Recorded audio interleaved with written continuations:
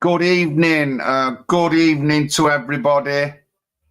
Tonight we've got no Pat.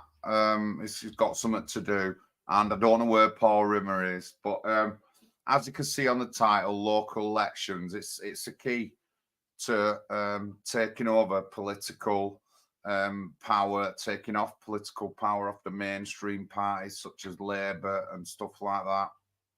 I mean, it's rocketing. Apparently, 6 Labour councillors have resigned from the Labour Party in Oldham. Good evening, Serena. Good evening, Mark. And it's the same across the country. We have now around about 300 hyper-local political parties. Now, if anyone is aware, there's a woman called Kelly J. Keane, aka Posy Parker. She started put an application in, Party of Women. That's what they're applicating. Now, I've been on many of Kelly J's events and demonstrations, and what I can tell you is a lot of her base is sort of like left-leaning. And so she will be taking votes off Labour and Conservative because people are really so angry with the woke stuff. Good evening, Summertime Stu, Craig, Coffee. Thank you, Toffee. Yes, Big Vinny. She will be taking a lot of votes from them kind of people. People who vote, who will be standing with her are people who are former Labour voters or who voted Labour, left-leaning. So she started her own party. Obviously, we did mention a little bit about the Party of Islam, and if things do go to fruition, they do start a party. I think we've got Paul coming in here now. Then it's going to take even more votes off Labour and Conservative, make it more equal. I'll just get Paul in. Good evening, Mr. Rimmer. John, you're going to have to give me 5 minutes and I'll be with you, okay? No worries. You just no speak worries. for 5. Okay, I'll be with you shortly. So there's going to be a big gap and a lot of votes to be took up. People who are going against woke, they're going to get votes. Talking about sex education in school, that's another one to get votes off Labour and Conservatives. So yeah, it certainly is a way to go. And I mean, in the last election in Oldham, they only won with 900 votes. They only won with 900 votes. It was split even more. And the 2 independents and me who ran, we took nearly 700 votes or 800 votes between us. So that would have been people who possibly in them votes would have been people who've been voting Labour and Conservative. So they only managed to scrape 900 votes this time. So it does show there is a change. I've got a 5-year plan, me, and I'm in my second year. I'm in my second year, and I've got a 5-year plan to get my seat. But yeah, local elections is the way to go.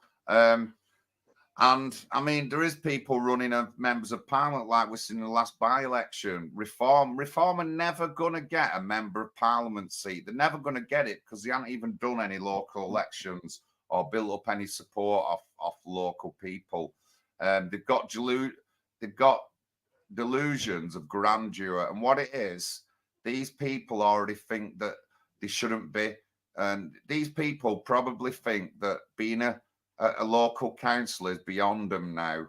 That like Richard Tyson, all that, I can never see him running as a local councillor. I can never see Lawrence Fox running as a local councillor. So they're never gonna reform and that, and never gonna get anywhere until they run as local councillor. But these people, they've got delusions of grandeur. They think that they're better than other people, and that's why they don't have to do local elections. Nothing of the sort. Absolutely nothing of the sort. There's 3 positions in the Hollywood ward. Now, if in a couple of years we were successful to get 3 positions in that ward, you know, and it can be done. Fields of Independence showed that it can be done, and other towns and that across the country have showed that you can get people elected, and it's just breaking the mold. Now, I know a lot of people go on, oh, it's rigged, it's rigged.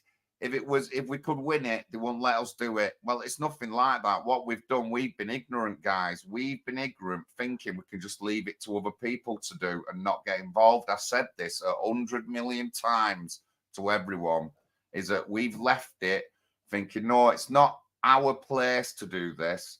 We aren't the type of people to. Yes, we are. Yes, we are the type of people. You don't have to be a bred politician like we have these days. You can be working class and be a politician. You can be working class and be the prime minister. You can be working class and be a member of parliament. It's just that we've left it to these bozos for so long, not got involved, and now we have to get involved. And that's why I'm standing up in elections. And anyone who knows me, my focus is on these local elections. There's no other thing for me. Gone are the days of constantly going around protesting and that. I do turn up at things, but only to tell people to run in elections. That's what I tell people. Every time I turn up to a meeting, doing a speech lately, I'm telling people to stand up, run in local elections and get voting. That's what I do. And that's going to be my career for the rest of my life now. I won't be doing nothing else. Not willing.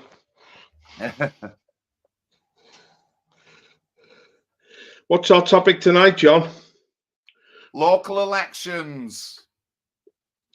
And when's the next step? I was just saying, you know, Kelly J. Keane, Posey Parker, she's got an application in, and her party's called Party of Women. And I've been to many of her protests, and a lot of the women at her protests are left-leaning, probably Labour voters and stuff like that. And she's got YouTube's got hundreds of thousands of followers, and she's got a massive following. So if she successfully gets her party registered, she's going to take more votes off the mainstream political parties, which is what we want. And then where it's 900 votes to get in an Oldham, it's gonna go down to like 500 votes and stuff like that, because there's more people running. So it's good. Again, a lot of the people I met on Kelly J. Keane's things actually, there was a big group of LGBT lesbians as part of a group. And I heard a couple of them speaking on the way they've been treated of the toxic trans community.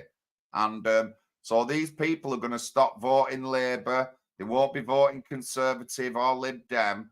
They'll be voting some other party. And, you know, I expect that because I'm running and I do things against woke and the toxic community, I'm guessing that some of these women could even possibly be voting for me. You know, some might live in Oldham. They ain't got a representative, but they like the leaflet. They like the anti-woke things. So we need to broaden out. You know, and a lot in the past, the leaflets and people running in elections, especially to do with the mainstream parties, has been a bit biased, because you're restricted within your mainstream party. We've got issues with Greenland in the development of our Greenland, and a serving Labour councillor sided with the residents against proposals to build on this Greenland, and then he got deselected from running the next time. You know, in the next election, he got deselected, so he never got another chance to run under Labour, because they're going against the big narrative and they want to dig up all the Greenland. So it's happening, and I think you've watched Rajar's stream. I think the 6 Labour councillors have resigned from the Labour Party in Oldham. 6 serving Labour councillors have resigned from the Labour Party in Oldham. So that means that the Labour Party have the minority. They don't have the majority within the council now. That means they're under 30 seats, so they haven't got the majority. If the other parties who are still there, the Conservatives and the Independents and the Lib Dems and all the rest come together, they can take over the council. So it's interesting days, Paul. Interesting days in Oldham. Well, I think there's a lot of issues bubbling up that the main parties are no longer addressing. I mean, Keir Starmer has effectively rendered the Labour Party brain dead. They won't touch anything controversial now. But that means they're not standing up for these issues like you mentioned, like green land, the loss of green land. Because the population's surging now, it's over 68 million.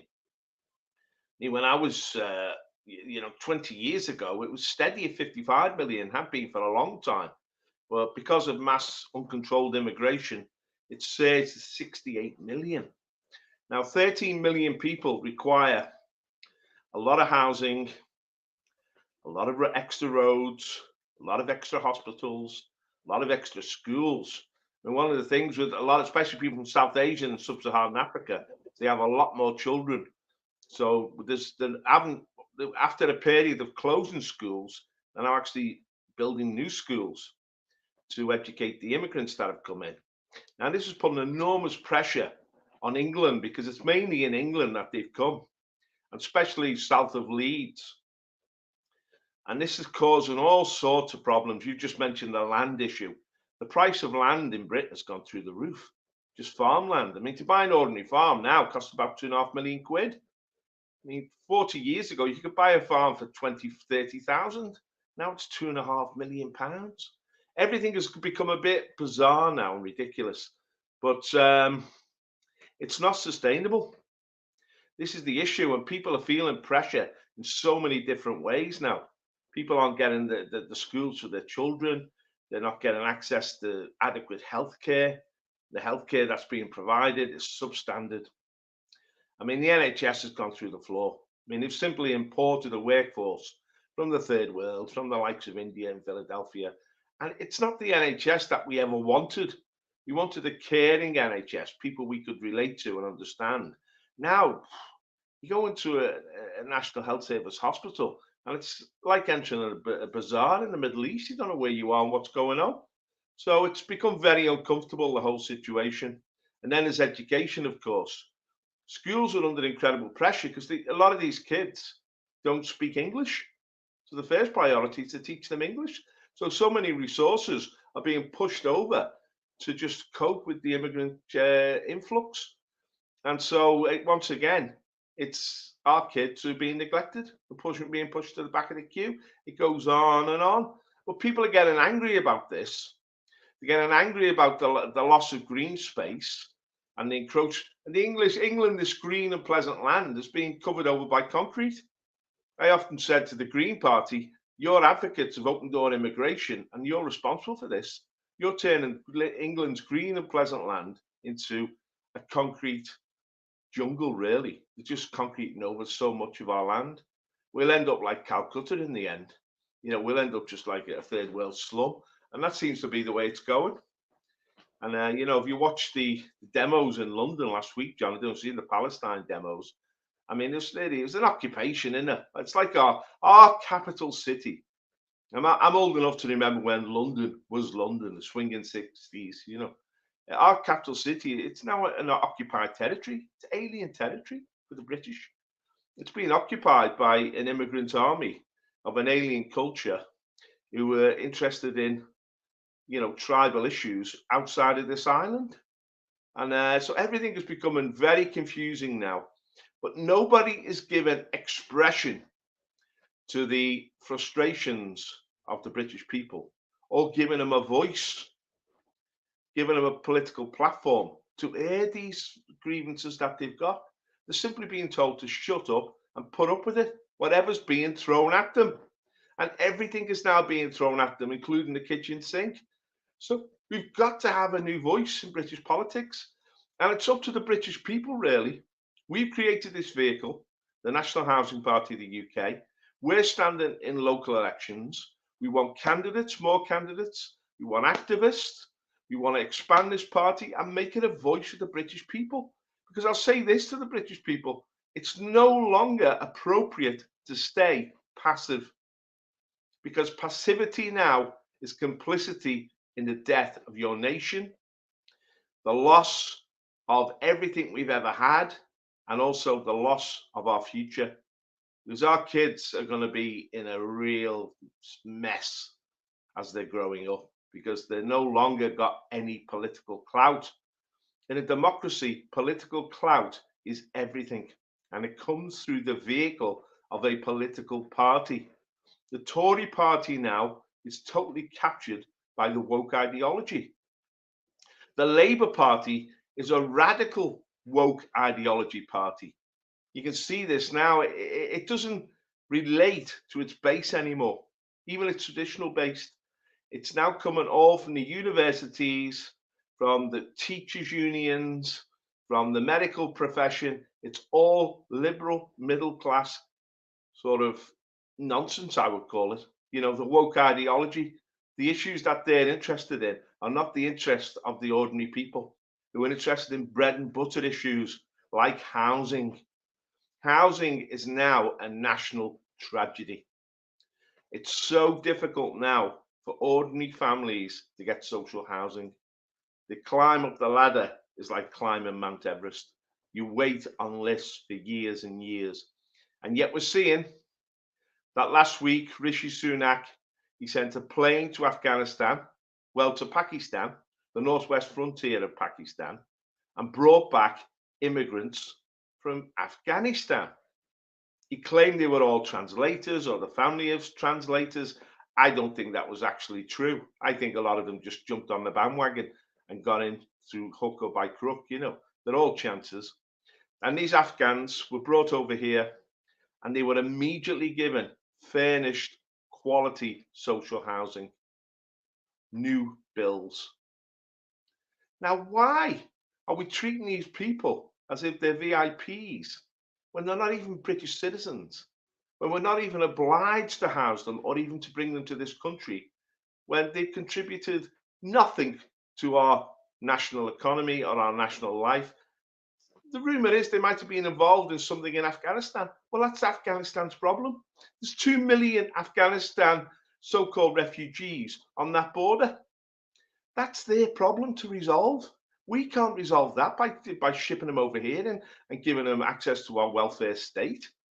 So already we've got tens of thousands of Afghanis in this country since the Taliban took over. Now, how many? We've been told that actually everybody from Afghanistan, that's 38 million people, are eligible to claim asylum in Britain. That's because of the Marrakesh Treaty, which Theresa May signed, which basically abolished our border and said anyone who says asylum has got to be allowed in. So we've entered this realm of insanity, and we've got a government that is sending planes so they won't have to come in a small boats. They're embarrassed by the small boats. So they're saying, oh, we're dealing with this small boats issue by sending over planes and just flying them directly here. That's not what the British people want. The British people want an end to this endless mass immigration, which has transformed every city in this nation and has put enormous pressure on every aspect of our life. We're being pushed now out of our comfort zone, especially if you haven't got plenty of money and you have to rely on the welfare state. It's becoming more and more inaccessible. This is against the wishes of the British people. The British people are being relegated, not to second-class citizens in their own country, but almost to non-citizens. It's as if we've almost become stateless in our own land. The state is not acting on our behalf, and there's only we can transform that, John. It's only we, when we get politically active. People have got to wake up. For too long, they just poo-pooed the idea of political engagement, leave it to somebody else, not interested. You will be interested now, because politics really matters. The government controls more than half the wealth of this nation. The government decides where to prioritize the provision of the welfare state. And if they make the immigrants the priority, the British will be rendered, as I say, stateless in their own country. We're losing our rights. The democratic process, because the two parties now have stitched up the elections. Neither of them are campaigning on any issues anymore, John. This is what is so bizarre. They've abandoned politics and they're just saying, vote for us and we'll run the state, but we won't run it in your interest. The Tories are putting taxes up. Labour are going to put them up further.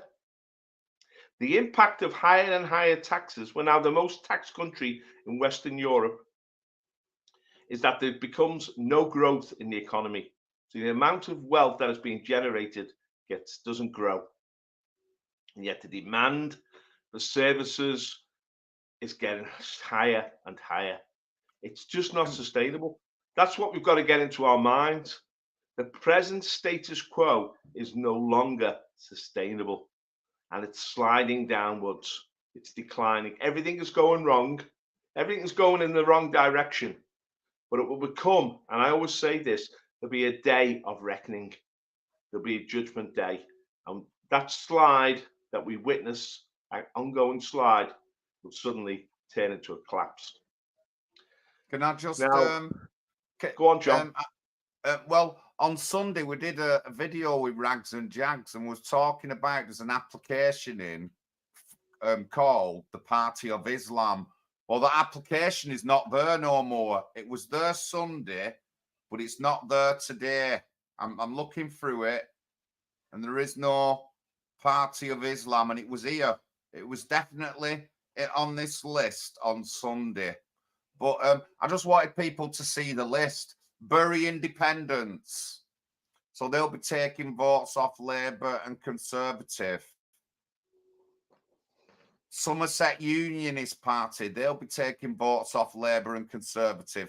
Party of Women will be taking votes off Labour and all these new applications will be taking votes off Labour and Conservative, breaking up the dominant control that our parties have. That's why at the last count, there was around 250 hyperlocal political parties that had just come into being in the past 10 years. And that figure is now over 300. That's how much people are changing and want change. Doesn't matter about block voting or anything like that. Even in Oldham, and if Pat was on, he'd tell you this because he watched Raja Mir's stream. Even the Muslims aren't voting for Labour or Conservative. Honestly, you just couldn't make it up. So this is a time that we need to get in. This is a time. So, you know, we've already run several successful campaigns. It's ongoing in Oldham for me. Pat's already started on his campaign for London. We're looking at we've got another candidate in the Wirral. We're not sure whether we'll have two in the next election, but we've certainly got another candidate, Angie. It's going to be running in the Wirral with our recent order of 10,000 leaflets. We started to hand, I think there's 1,000 and odd gone out in the Wirral so far, and we've got plans for Leicester as well. So this is why you should be joining us, donating to us and voting for us, because we are doing things. We're not just we're not grifting or anything like that. All my money goes into this party. It's simple as, and so does Pat. We have had help. Thank you very much for all the help we have, but we need to push, get people running as candidates, get people on board with Activision, leafleting in the Wirral. I'll put our emails up now where you can contact us. But remember, when you want somebody who's doing something, think of the National Housing Party. Think of us lot, me, Pat and Paul and the rest of the team. And we are already working. We have already been knocking on doors, and we have done for the past year. I'm getting used to having meetings at the council with the execs and chiefs of this staff, and this helping people with their issues across Oldham and in Hollingwood. I've supported getting people homes. I've recently supported a woman getting a home because there is none in Oldham. There is no one-bedroom flats. There isn't. Everything's HMO. And she'd been put in a couple of these HMOs with men in, and she's semi-vulnerable, so it weren't good enough. So we've got her sorted her out a place now. And she's from Hollingwood, where I live, no matter what anyone else wants to think. Just a couple of weeks ago, with residents on an issue they've got with Hollingwood at the council, a meeting with the Conservatives, 2 members of the council staff, and the 2 parties. One of them was Avro Football Coaching Club in Limeside, and I was with the residents of White Bank Road. So I'm getting into all these meetings. I'm not a nasty man. I don't be shouting across the table or putting anybody down or anything like that. I'm here to support residents, do what I can for the local community. So when you want to be doing something and giving somebody money, that money should be coming to the National Housing Party, because we are doing things. We're not just mouth saying this, saying that. We actually doing things all the time. So these community politics are very important, John. I mean, people do see it and they notice it. And you know, I was involved in Gary Bergen's campaign on the Wirral in May, and went door to door, talked to people. People said that the Labour Party councillors they didn't even know who a local Labour councillor was. They'd never seen them. When he had issues, they'd never been able to raise them. They've simply been fobbed off. And there was a real disenchantment with politics. But it's up to people to become politically active. We've got to become active citizens. Because if we leave it to the professional parties, they will simply ignore us. A lot of them are careerists. They're just in it for the money and the prestige. They don't connect with the local people. That's what we're trying to do in the National Housing Party, is connect and see what the issues are and get people involved so that we become a living, organic people's party. Now, one of the strengths of the Labour Party is its Muslim bloc, because the Muslims are very proactive in their communities. They appreciate the significance of politics. They're getting resources to their community. They're getting housing for their people. They're getting all sorts of services, and also expressing the grievances of their bloc to the people in power. They get a seat to the high table, and their voice is heard, and they get a response. Now, this is amazing what's happening in the Labour Party now, because Keir Starmer has effectively given unconditional support to Israel. He will not call for a ceasefire, although he said the aid must continue. It's like, if you can avoid the bombs, we'll give you a piece of cake. It's crazy. Now, Keir Starmer has alienated the Muslim bloc within the Labour Party, and they're in open rebellion now. John's just mentioned that a number of them have left in Oldham. It's also in Blackburn and right across the country now. Muslim members of the Labour Party are ripping up their membership card. And this is creating enormous turmoil in the Labour Party, because the Labour Party has become dependent on the Muslim bloc vote. But the people who run the Labour Party at the top, the Keir Starmers, they are all cast iron Zionists who will not listen to the Palestinian argument. They'll nod and pretend that they are, but they will not call for a ceasefire. And this is causing enormous friction in the Labour Party. There are people in the Labour Party who've seen it on Twitter, Bangladeshis, who are saying, look, we shouldn't get involved in this Palestine issue, because the only issue for Muslims in this country is empowerment, getting a seat at the top table, and keeping the open door to allow more and more to immigrate here, to emigrate to Britain and become immigrants. But a lot of the other Muslims are saying, no, that's not. We can't just be that cynical. We've got to believe in something. And so it's causing this incredible friction, which could lead to the implosion of the Labour Party. We're seeing Jeremy Corbyn speaking at mega rallies, and he's rallying the left of the Labour Party behind him. And they're in open revolt against Keir Starmer now. The opposition to Keir Starmer becoming Prime Minister is not coming from the Tories, because the Tories seem as brain dead as Labour. It's coming from the Labour left.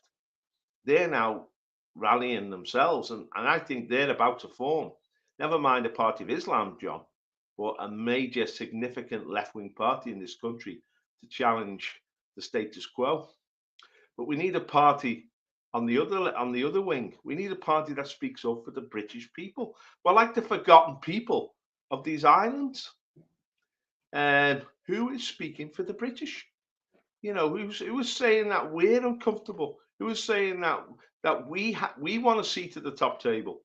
Because if you look at the Tory party now, Rishi Sunak, he's not British. He was born in Britain, but he hasn't got one drop of British blood in his system.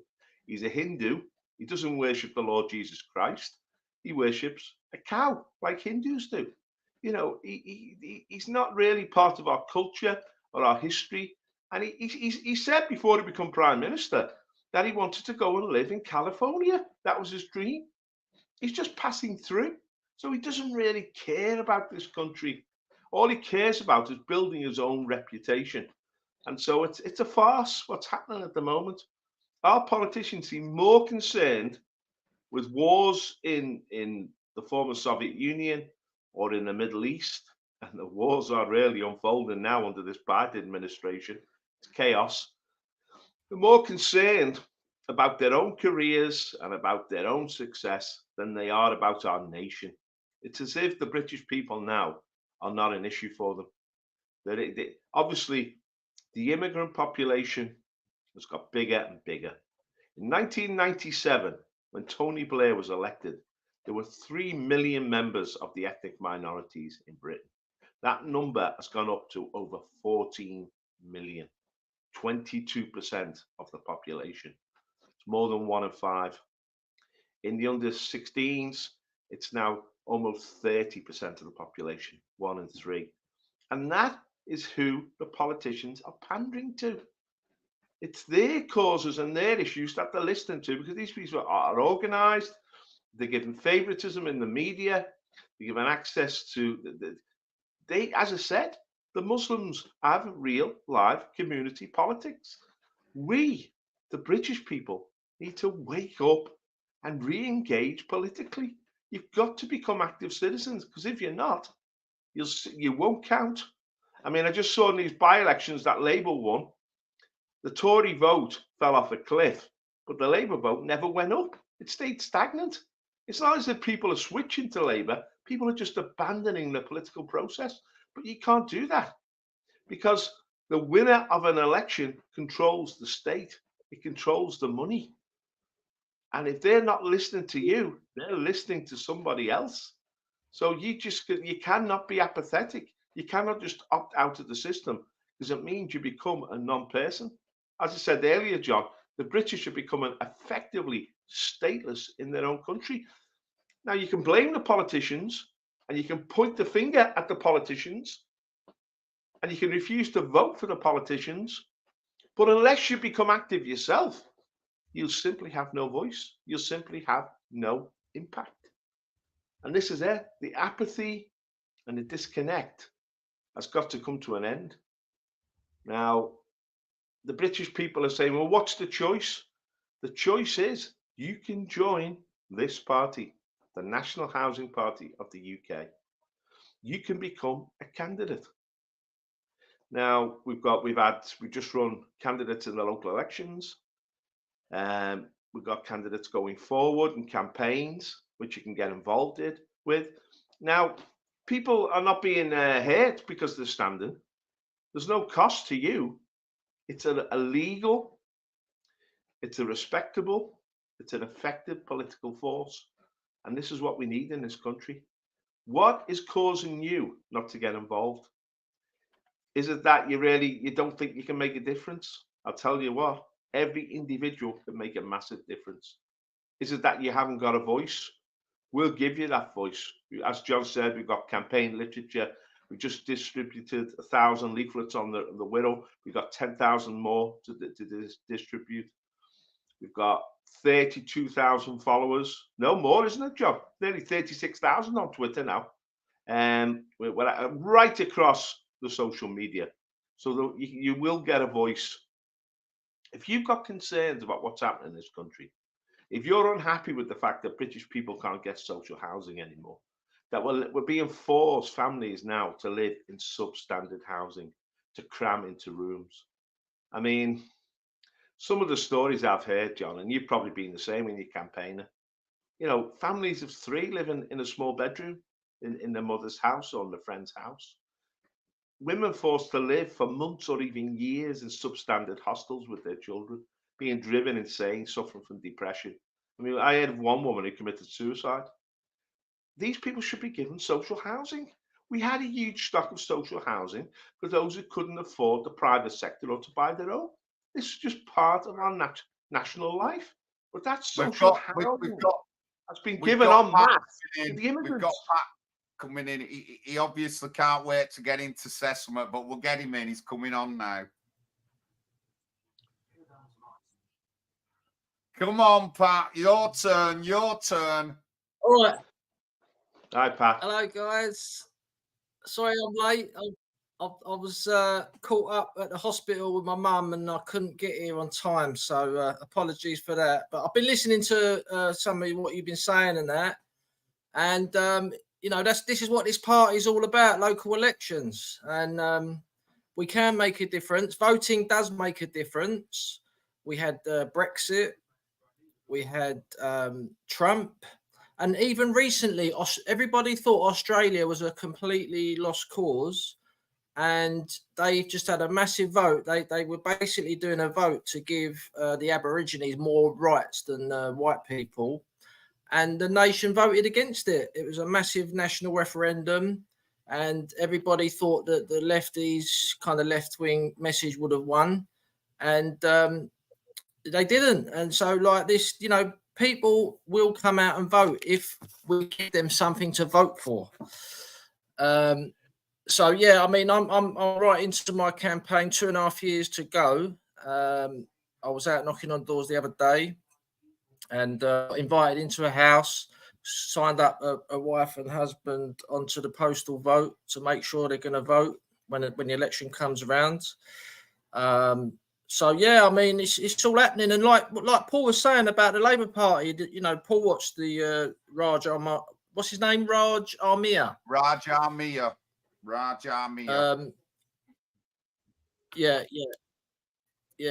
Paul watched the stream. I've seen the stream, and the Labour Party sounds like they're finished. Like, I don't see how they can recover unless they get rid of Keir Starmer now.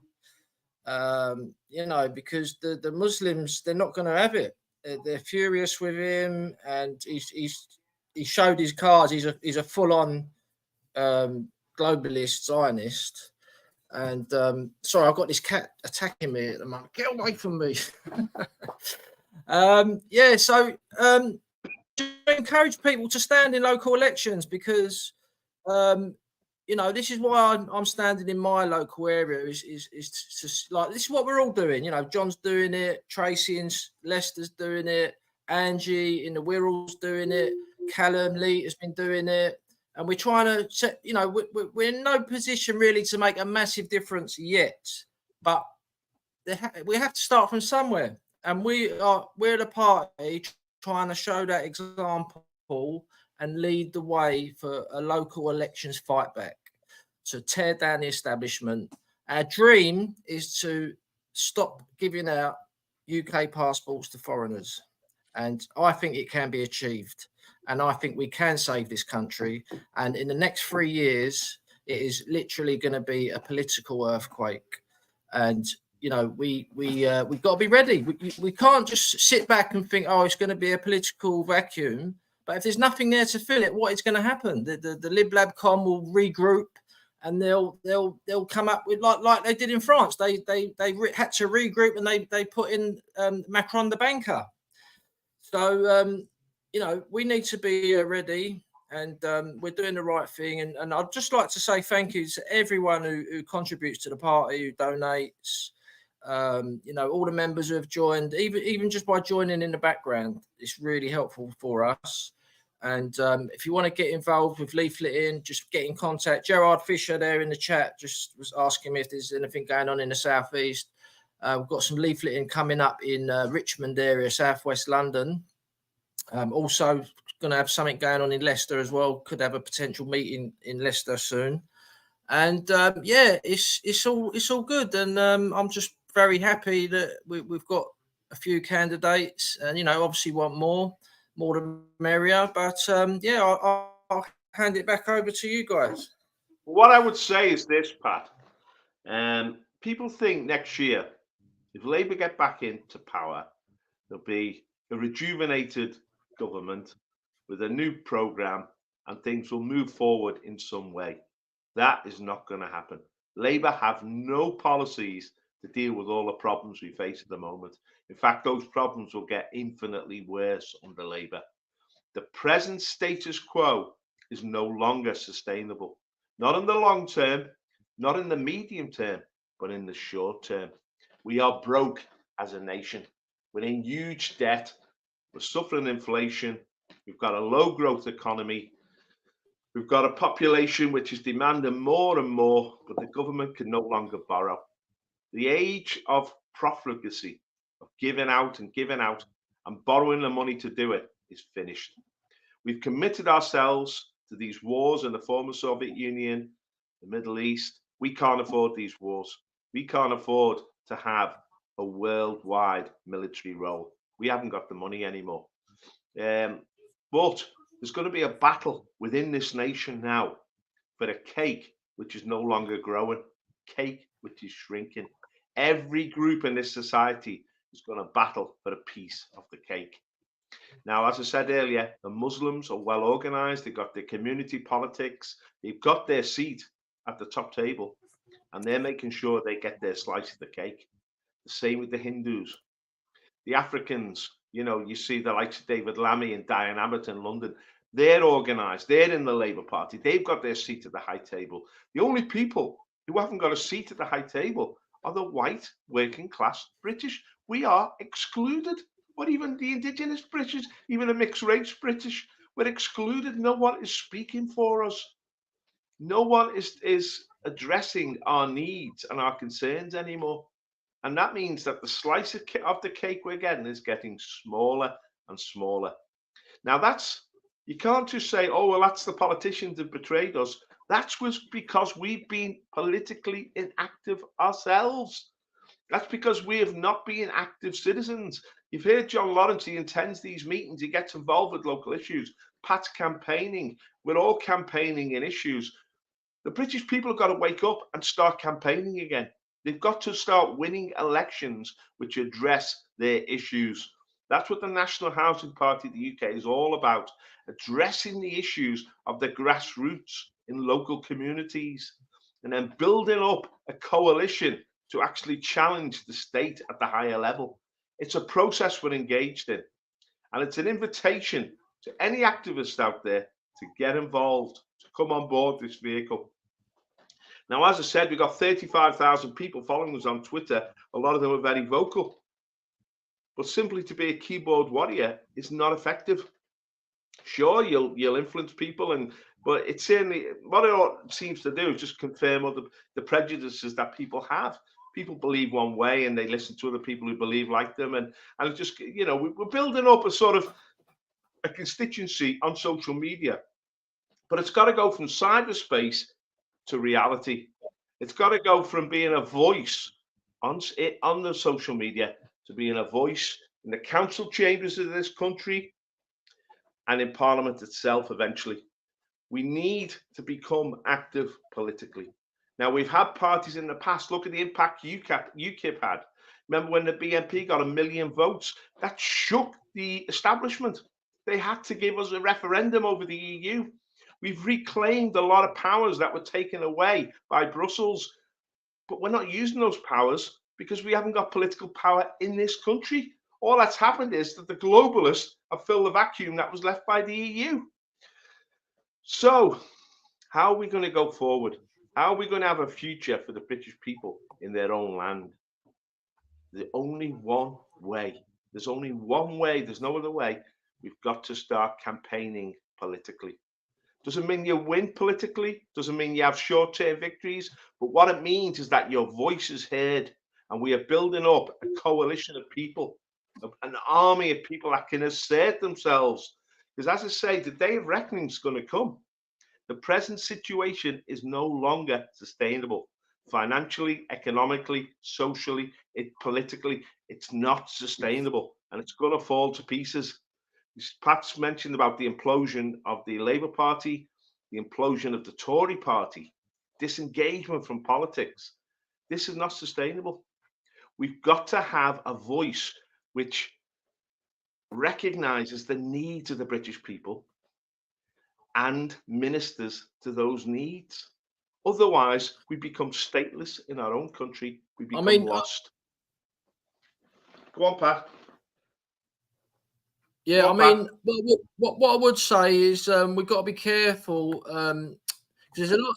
There's a lot of other parties around, smaller parties, and I don't mean UKIP, Reform, Heritage, and Reclaim. You know, George Galloway's got a party, and they stood 2 candidates near me last time round. So I'm going to try and make sure that these other parties are not going to stand candidates in my ward because, you know, that's going to cause a problem, obviously. So that's the advice I would give to some people. Also, I mean, at the end of the day, George, I don't know how big. Have you heard about George Galloway's party? It's called the Workers of Britain Party. Yeah, I followed it for years. Yeah. Yeah. So, so I just want to like. Well, I noticed that he's trying to get the Muslims to join. 2 candidates they had in near me, they were both Muslims, and so yeah, you just got to be careful not to stand in these areas where similar parties stand.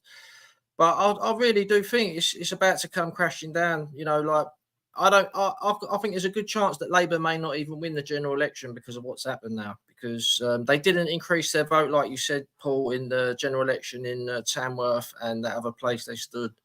So at the end of the day, unfortunately, Reform UK, they're going to probably mop up a lot of the disillusionment. But, you know, as long as Reform UK bring the Tory party down, that's a good thing because we need the Lib Lab con out of the way. They're not doing local elections, so Reform are irrelevant to us. Really irrelevant because they're not doing local elections. Can I just get to some that? Well, they are standing in local elections, but they're not doing it enough, John. Yeah, Gary, but the voting system is totally rigged. Well, I mean, I could say that, but how do I know if I don't know the voting system? And what I did in Oldham Council last year on the by-election we did, I brought up postal voting fraud, which is a big thing in Oldham. No one can deny it. There's documentation going back 20 odd years about it. And I brought that up in the council. So it's up to me as a serving candidate to make sure that the process is done properly. If I want things sealed from my polling stations, it's up to me to get somebody to do this. I took part in Barnsley election with Danny, and I was his elections officer, and we went to 5 polling stations after 10 o'clock to check that the seals were sealed on to the boxes. Now, I went in my station and the guy failed to seal the seal 3 times in front of me. And I didn't leave until he sealed that box. And then I obviously checked the seal when it comes. It's up to us to follow these, to get used to these ways that they do things. So we can't comment that it's corrupted. We've never been through a process. If you've never been a candidate, how can you say it's corrupt if you don't know the process? I'm just saying, I'm not being harsh on people, but basically that's it. You know what I mean? How can you comment on something that you've never took part in? I'm taking part in local elections. I've already pointed out a couple of times about iffy things to do with the voting and stuff like that. Now, going forward, it's up to me to get an email him if I think the thing's wrong, talk to other councillors, get them to agree with me. Then we put our things forward to the council. It's up to me to do that. So, you know, voting isn't rigged. It's only rigged to make you think so that you won't vote. That's it. Thank you very much. Yeah, but the thing is, I'd just like to say something. Go on, Pat. Go on. There's no point being cynical, because what we need to do is get involved in the process and make it work properly. If there's any cheating going on or any corruption, when you're involved in the process, you notice it and you can point it out. Now, they're getting away with it because we don't have the people involved. If you stand as a candidate, you have the right to watch the vote, you have the right to check the boxes, as John said. You can actually police the whole process, but you've got to stand as a candidate to be able to do that. What I would say to people is give up just grumbling from the wings and get involved. Become candidates, become campaigners, become activists, get involved with a branch or create your own branch. Let's be dynamic. Let's be creative politically. We've got to be entrepreneurial and make things happen again.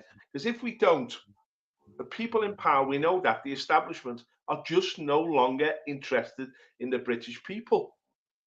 And so you're not going to, your needs and what we require will not be serviced anymore. They'll just blank us. They'll just push us to the margin.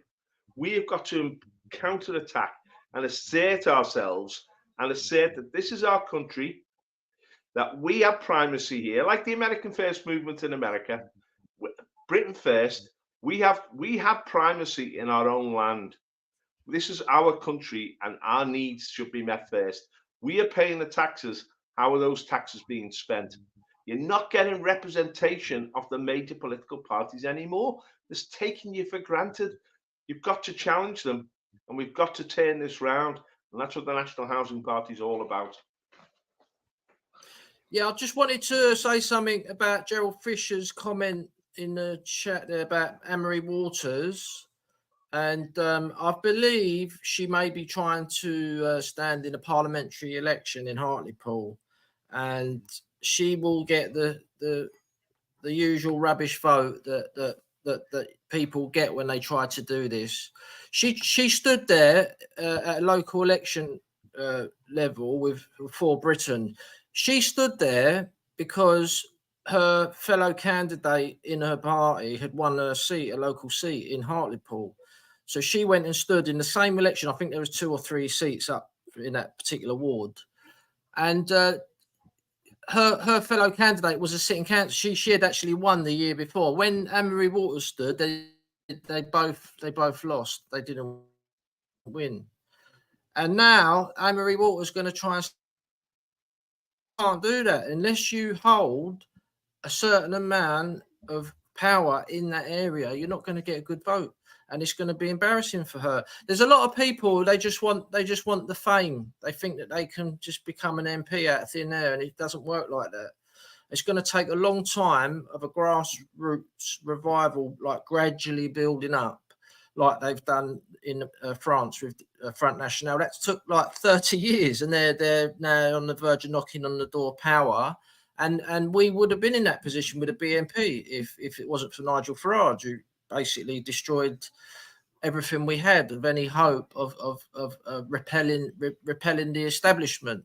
So yeah, Anne-Marie Waters, she's going to get a bad vote if she's with UKIP now, and if they haven't got any local candidates in that area, she's going to get a rubbish vote. As simple as that. That's what's consistently happened for forever. And I can't understand why these parties, they're not stupid. And this is what I'm saying. Like, I think it's all about fame and selfish reasons why they take on these seats. Well, I mean, UKIP got such a bad result in Tamworth. It was just unbelievable, their result, what they got. Yeah, you've got to, in 2001, the BNP stood in Oldham, as John probably remember, West and East. They got like a big vote, 5,000, 6,000 in both constituencies. And the reason they had that impact is because they had an army of activists on the ground. You have 40 to 50 activists going door to door, delivering newspapers, delivering leaflets, talking to people, raising people's consciousness about what's happening, giving people a vision and inspiration. And therefore, they had an impact. Now, if they'd have had, and eventually they did get councillors in many areas. I mean, in Barking, they got 13 councillors out of 14 candidates. And they stood in the general election. in 2010, they still only got 5,000 votes because, you know, there's no cast iron formula in politics to win an elections. You've got to just keep pushing. You've got to have enthusiasm. Well, 5,000 votes. 5,000. But what I'm saying is 5,000 votes is not a bad vote. What you need is a party that's alive, that's got activists, that's got a vision, and that is making an impact. And then you stand candidates. If you just stand candidates out of the blue, you've got no roots in the area, you've got no real political party behind them, activists. You haven't got a platform. The media doesn't give you a platform anymore. You've got to develop a presence and identity in an area, and that requires a lot of perspiration, inspiration, and perspiration. Yeah. I mean, we will stand in general elections because every election is an opportunity to voice a different opinion and to rally the ranks. Now, it's no point in standing in a general election unless you've got the money, the activists, and the party structure to make it happen. Yeah, I mean, even if, like you say, Paul, you've got to have some kind of presence within an area. So, for example, just say Reform had, well, they have got millions. They've been donated millions, and if they went into an area, they could have 5,000 activists, right? But if the people in that area are not used to voting for Reform, it's impossible to get enough people to do it within a few weeks or a couple of months. It's just impossible. So we all know what to do now. You know, the BNP taught everyone how to do it locally. Then UKIP took over. And then, as I said, Farage gave it all back to the Tories, which is very, very frustrating. And now he's talking about there's going to be a religious war, Nigel Farage. And he used to condemn people for saying that's on the horizon. He would call them politically correct insults. And it's very frustrating seeing Farage on GB News all the time, complaining about all the things what the BNP were trying to stop. John? Now, what's your perspective on it? Well, I mean, right, let's look at Britain first. Ashley Simons ran a couple of Member of Parliament positions. At the moment, she's on just over 500 votes in her local elections where she lives. She shouldn't be focusing on the Member of Parliament. She can have that local election seat, no problem. No problem. She started off with, I think the first time she ran in that area, something like 200-ish votes. And she's run 2 or 3 times. And although I'm not a fan of Paul Gordon or Britain First or anything on the whole, that shows you that she is going to be getting a local election seat soon. So 500 plus votes in just a couple of years. If she focuses there, she definitely got a local council seat. Forget the Members of Parliament seat they keep going in for. They're not known anywhere. Once she gets a local seat, obviously in her constituency, there may be 6 wards. Then she's got to stand other candidates in them other wards. And when they all start getting 500 plus votes, then you know you're going to get a good share of the votes if you ran as a Member of Parliament. But she's definitely getting a local council seat, 100%. It's all about strategy, isn't it? We need strategies, but what we need is the enthusiasm, the passion, the inspiration of people who want to save our country. I mean, we're in a battle here for survival, guys. We are really in a battle. And people know this, and city after city, they're being transformed at a rate of knots. We've got to respond to it, we the British people. We've got to wake up from our slumber, like lions after slumber, an unvanquishable number. We've got to reclaim our country. And that's the clarion call to the British people.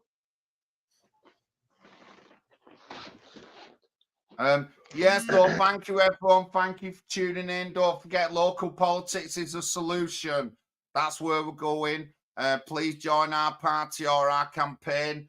Our PayPal links are at the bottom. I'll put up our email details there. My phone number's there as well. Thank you to the new members. We've had 3 or 4 new members in a week or so. I've had a few messages and that, but thank you, guys. Thank you. Everything you do is supporting us.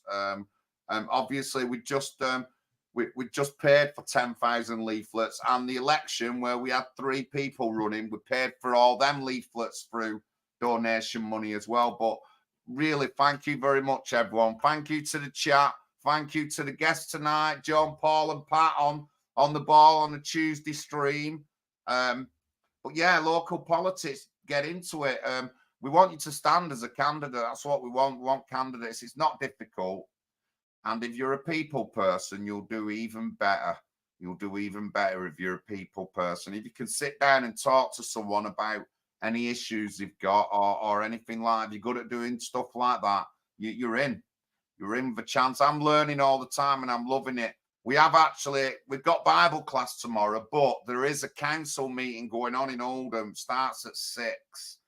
So I might be late for the Bible class, or I might join in while I'm at the council, because I want to do a few videos outside the council tomorrow night over what's going on with the Labour Party. I might even go into the meeting, whether they're going to say anything about the Labour candidates who've resigned or anything like that. So it should be interesting times in Oldham.